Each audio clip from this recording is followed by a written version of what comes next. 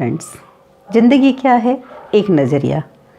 इसकी जो मैंने सीरीज़ स्टार्ट की उसमें मैंने जो पिछला वीडियो दिया उसमें मैंने आपको पॉजिटिव एनर्जी और नेगेटिव एनर्जी में अंतर स्पष्ट किया और आज उसी को मैं आगे लेके जाऊंगी।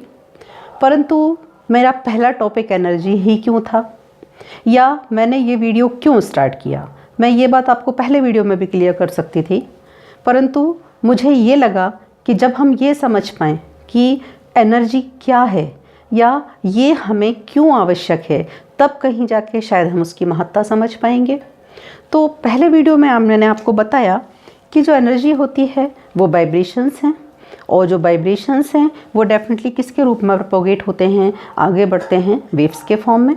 और वेव भी मैंने आपको बताया कि दो तरीके की होती है, जिसमें यदि एक वेव इस तरह से है और दूसरी वेव इस तरह से है, यदि सेम फेज़ में होती हैं तो इन दोनों का एम्पलीट्यूड प्लस होता है और रिज़ल्ट कुछ यूँ होता है। यदि एक वेव इस फेज़ में है दूसरी अपोजिट फेज़ में है तो रिज़ल्ट कुछ ऐसा होता है कि दोनों का माइनस हो जाएगा और रिज़ल्ट कुछ इस तरह से आएगा। ये मैं आपको पिछले वीडियो में बता चुकी हूँ।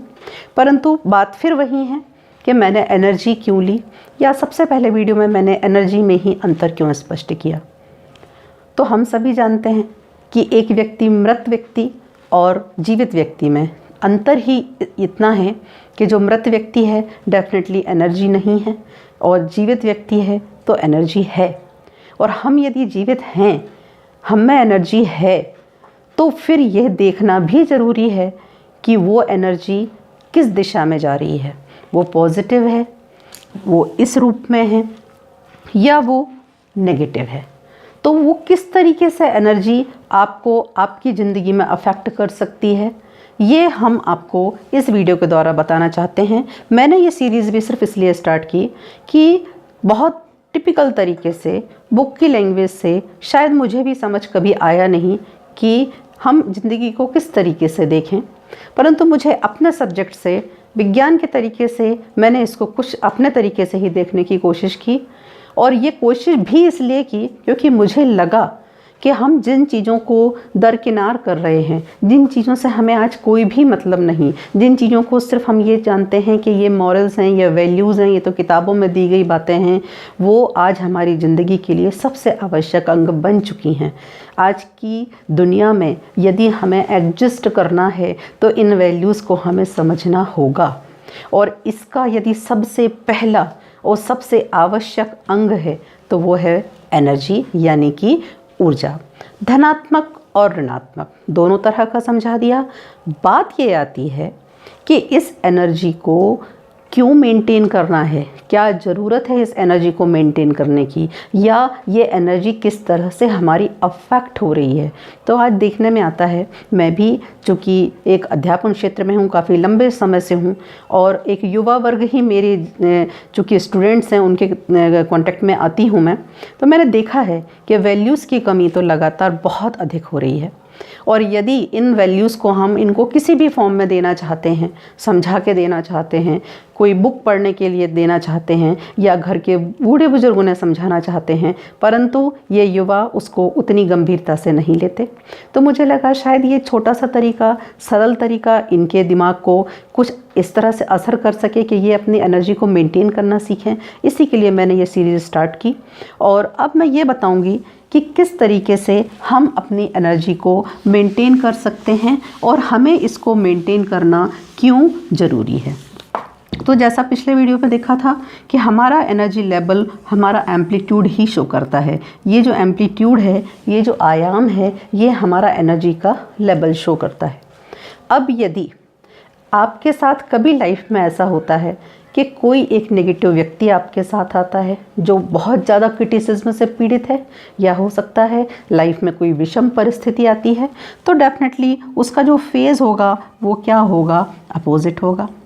और देखने में भी आ रहा है कि उसका जो एम्पलीट्यूड है वो नेगेटिव में है, बट आपके पॉजिटिव एम्पलीट्यूड से कहीं बहुत ज़्यादा है। तो दोनों को माइनस तो होना ही है। तो डेफिनेटली होगा ये कि आपकी जो पॉजिटिव एनर्जी है वो भी कुछ खिंच के किस तरफ जा चुकी होगी, नेगेटिव में।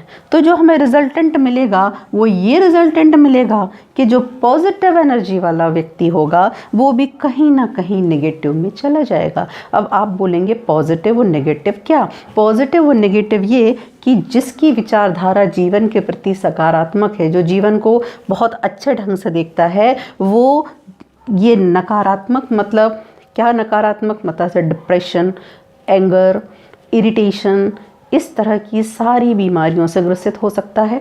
वो भी उसी व्यक्ति के जैसा बिहेव कर सकता है जो व्यक्ति उसके संपर्क में आया। तो हमारे लिए ज़रूरी क्या है? ज़रूरी ये है कि ये एम्पलीट्यूड जो हमारा है, ये एम्पलीट्यूड इतना ना हो, ये एम्पलीट्यूड इतना ज़्यादा हो, ये इतना ज़्यादा हो कि कोई भी नेगेटिव व्यक्ति या कोई विषम परिस्थिति हमारे सामने आए परंतु वो हमें अफेक्ट ना कर पाए। तो इसको आपको अपने एनर्जी लेवल को, इस एम्पलीट्यूड को उच्च रखना बहुत ज़रूरी है। यही मैं आपको समझाना चाहती हूँ। और ये जो अगर उच्च जाएगा तो इसके लिए काम में आएंगी आपकी वैल्यूज़। और यदि आप वैल्यूज़ से हटते हैं तो डेफिनेटली आप अपना आयाम, आप अपना एम्पलीट्यूड लगातार क्या कर रहे हैं? कम करते जा रहे हैं। और एम्पलीट्यूड कम करते जा रहे हैं मतलब बिल्कुल तैयार रहें कि जरा सा नेगेटिव हुआ, जरा सी विषम परिस्थिति आई, जरा सा कोई नेगेटिव व्यक्ति मिला और आपका तुरंत जो सकारात्मक रवैया है वो नकारात्मक की तरफ खिंच जाएगा। और सबसे ज़्यादा लॉस क्या है कि हम नहीं कंट्रोल कर सकते इन चीज़ों पे जो हमारे साथ में हो रहा है। यानी जो परिस्थितियां हैं उन पे कंट्रोल हमारा नहीं है। विषम परिस्थितियां आती ही रहेंगी, नेगेटिव पीपल मिलते ही रहेंगे, लेकिन उसके बावजूद भी हमें अपना एम्पलीट्यूड एक्सेस से पॉजिटिव ही रखना है। तो उसके लिए हमें कुछ प्रयास तो करने होंगे।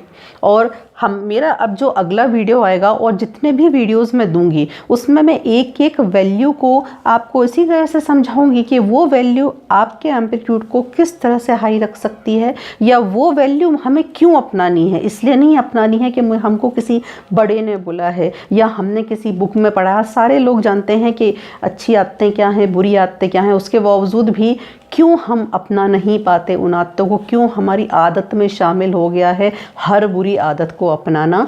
तो अगर यदि आपको कोई सरल तरीके से इसको समझाए तो हो सकता है आप इसको सीरियसली लें। तो मेरा अगला वीडियो इसी पे से होगा और मैं पहला वो फैक्टर लूँगी जिससे आप अपने इस एम्पलीट्यूड को कैसे हाई रख सकते हैं। वन बाय वन कई वैल्यूज़ हैं, कई चीज़ें हैं जिनसे आप अपने एम्पलीट्यूड को हाई रख सकते हैं और उसी की तरफ मेरा प्रयास होगा। और इस मेरी सीरीज़ का उद्देश्य भी यही है कि मैं अपने युवा वर्ग को भी ये चीज़ इतनी आसानी से समझा पाऊँ कि आज वैल्यूज़ की ज़रूरत, आज संस्कारों की ज़रूरत क्यों है। अगर आपको मेरा ये वीडियो पसंद आ रहा है तो आप इसे लाइक भी कीजिए और सब्सक्राइब भी ज़रूर कीजिए। और जो बेल आइकॉन दिया हुआ है आप उसको ज़रूर दबाएं ताकि जब भी मेरे वीडियोज़ आएँ आपको जानकारी होते रहे। Thank you very much.